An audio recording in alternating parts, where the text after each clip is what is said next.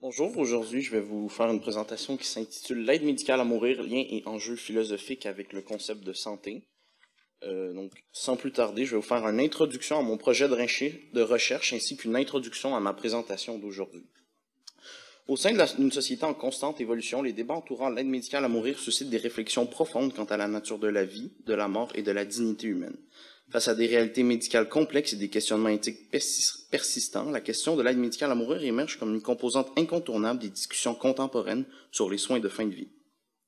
Mon projet de recherche se voit être divisé en trois parties distinctes. Premièrement, une partie d'analyse de l'état de santé à partir de points de vue philosophiques, notamment avec des définitions de santé, des définitions de pathologie, des définitions de maladie.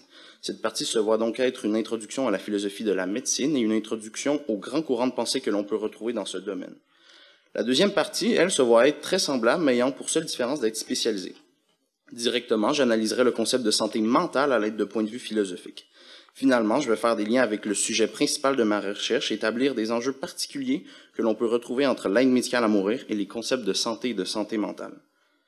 En raison du temps que je possède aujourd'hui et de l'avancement de mes recherches, je vais dans cette présentation n'aborder que les deux premières parties de mon projet. Donc, l'objectif de ma présentation aujourd'hui est d'explorer les différentes perspectives philosophiques sur la santé et la santé mentale. Je vais chercher à analyser comment ces perspectives influencent nos choix médicaux.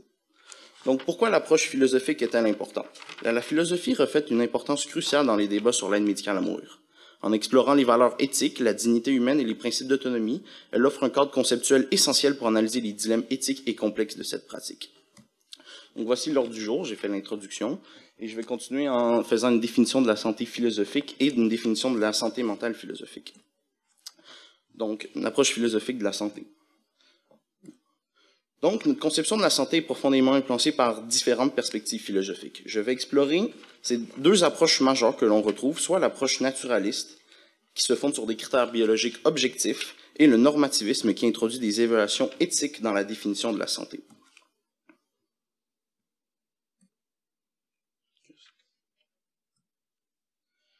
Donc, l'approche naturaliste considère la santé comme un état physiologique équilibré et fonctionnel du corps humain. Elle met l'accent sur les facteurs biologiques, génétiques et environnementaux qui influent sur la santé.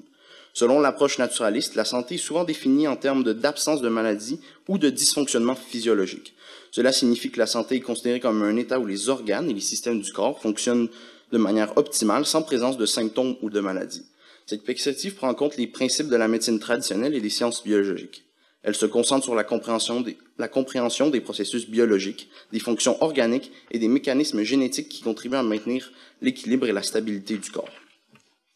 Un des philosophes marquants de ce courant de pensée est Christopher Bourse, un philosophe et professeur américain de renom né en 1935. Il est particulièrement connu pour ses contributions dans le domaine de la philosophie de la santé. Sa définition de la santé se nomme la théorie biostatistique. Elle pourrait être formulée ainsi. En faisant l'exception de traumatismes environnementaux universels, les pathologies sont des états internes qui réduisent une capacité fonctionnelle en dessous des niveaux typiques de l'espèce. La santé est définie comme l'absence de pathologie et la capacité d'accomplir toutes les fonctions physiologiques typiques avec un minimum d'efficacité typique. Les deux axiomes de sa théorie sont la fonction biologique et la normalité statistique. Pour Bourse, le système étudié est l'organisme dont la survie et la reproduction sont les principaux buts. Le concept de fonction serait relatif à l'espèce humaine, plus précisément à une portion ou classe de référence qui tient compte de l'âge et du sexe. Ces classes sont définies de façon empirique et effectuées sous les groupes ou les designs fonctionnels et homogènes. La normalité statistique précise le niveau normal du fonctionnement physiologique. Cependant, il faut faire attention. Pas toute anormalité statistique est pathologique. Au niveau du normal, il existe une variation qui peut elle-même être du domaine statistique. Une des variations que vient apporter cette définition en contraste avec la pensée naturaliste réside dans les symptômes. Selon Bourse, il n'y a pas de raison pour que le processus pathologique se manifeste nécessairement par de la douleur, de la souffrance ou de la gêne. Ceci est explicable par l'existence de pathologies asymptomatiques. La théorie biostatistique de Bourse a été critiquée pour sa simplicité et son manque de prise en compte des aspects sociaux, mentaux et subjectifs de la santé. Certains estiment qu'elle ne capture pas pleinement la complexité de la santé humaine en se concentrant uniquement sur des critères biologiques. Une des problématiques est que cette définition classifie l'homosexualité comme pathologique, car cet état est anormal d'un point de vue statistique et car cet état nuit à la reproduction de l'espèce. On commence déjà d'or à voir les limites à l'objectivité de cette définition. Malgré cela, la théorie a contribué à ouvrir les débats sur la définition de la santé et à influencer d'autres travaux dans le domaine de la philosophie de la médecine. À l'inverse, l'on retrouve le normativisme comme défendu par Georges Canguilhem, un philosophe et historien des sciences français.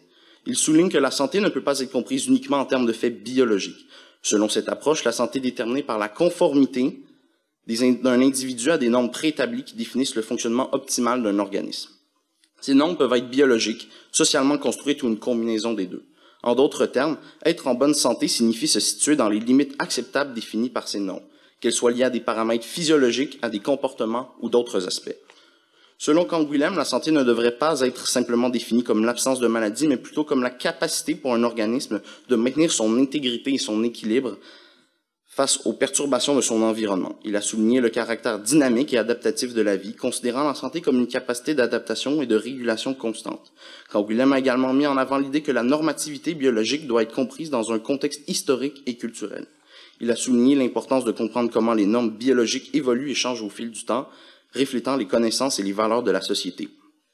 Un des exemples frappants utilisés par Canguilhem est les animaux domestiques. Par exemple, les chiens domestiques qui possèdent plusieurs anomalies qui seraient inexistantes dans la nature, car elles mèneraient à un plus haut taux de décès. Cependant, dans leur contexte environnemental, soit la domestication, ceux-ci existent car elles ne sont pas nuisibles. Ceci démontre qu'une anomalie peut être pathologique dans un contexte et ne pas l'être dans un autre. Cet exemple vient souligner l'importance de la subjectivité et des jugements lorsque l'on tente de définir la santé. Selon Canguilhem, parce qu'une anomalie ne devient que pathologique que dans son rapport avec un milieu de vie et genre de vie, le problème du pathologique chez l'humain ne peut pas rester strictement biologique. Passons maintenant au sujet de la santé mentale. Un des courants de pensée dans ce domaine se nomme le biomédicalisme. Cette pensée est très similaire à celle de Christopher Bourse pour la santé physique, car elle suggère que la santé mentale peut être définie par le fonctionnement normal des processus psychologiques et cognitifs. Cependant, cette idée peut être excellente dans le domaine de la physique, mais elle est très restreinte dans le domaine psychologique à cause de l'énorme quantité de subtilités que l'on retrouve dans ce domaine. Un autre courant de pensée dans ce domaine se base sur des critères normatifs comme le normativisme. Ces critères dans la définition de la santé mentale renvoient à la question de savoir comment établir ce qui est considéré comme normal ou sain dans le contexte mental. Cette approche explore les normes culturelles, sociales et biologiques qui influencent la perception de ce qui est psychologiquement normal ou anormal. Voici quelques aspects des critères normatifs. Les normes culturelles. Les critères normatifs pour la santé mentale peuvent varier selon les cultures. Ce qui est perçu comme normal dans une société peut différer dans une autre. Certains philosophes s'interrogent sur la possibilité d'avoir des critères universels compte tenu de la diversité culturelle. Les normes sociales. Les normes sociales jouent un rôle important dans la définition de la santé mentale. Par exemple, les attentes en matière de comportement, de productivité et de conformité aux normes sociales influent sur la manière dont la santé mentale est perçue. Les individus peuvent être jugés par rapport à ces normes sociales. Les normes biologiques. Certains critères normatifs pour la santé mentale peuvent être ancrés dans des normes biologiques. L'idée que la santé mentale peut être évoluée en fonction du fonctionnement normal des processus biologiques dans le cerveau et le système nerveux. Majorité versus individualisation. Un débat récurrent porte sur la question de savoir si la normalité devrait être déterminée par la majorité, c'est-à-dire en se basant sur ce que la plupart des individus considèrent comme normal, ou si elle devrait être plus individualisée, prenant en compte les variations individuelles. Les conclusions philosophiques sur ces critères normatifs peuvent varier. Certains soutiennent que les critères normatifs devraient être flexibles pour refléter la diversité des expériences humaines, tandis que d'autres estiment qu'il est nécessaire d'avoir des normes communes pour assurer la cohésion sociale. Ces débats ont des implications profondes sur la façon dont la société comprend et traite les santé mentales. Actuellement, si le seul problème médical d'une personne est d'ordre mental, cette personne n'a pas accès à l'aide médicale à mourir. Cependant, couplé avec une autre condition rentrant dans les critères de l'admissibilité, il est possible d'y avoir accès. Un point extrêmement important sur l'aide médicale à mourir est le consentement éclairé. Ceci soulève plusieurs débats en lien avec les problèmes de santé mentale. Pour continuer cette recherche, je devrais analyser et rechercher sur les liens de dépendance et d'indépendance dans la philosophie, ainsi que l'état d'autonomie. Analyser les différentes conceptions de la mort, particulièrement si oui ou non elle est à craindre et dans quel contexte. Ces pistes de continuation ne sont que quelques-unes parmi tant d'autres disponibles et sont mentionnées afin de germer un potentiel de réflexion chez vous. Merci beaucoup.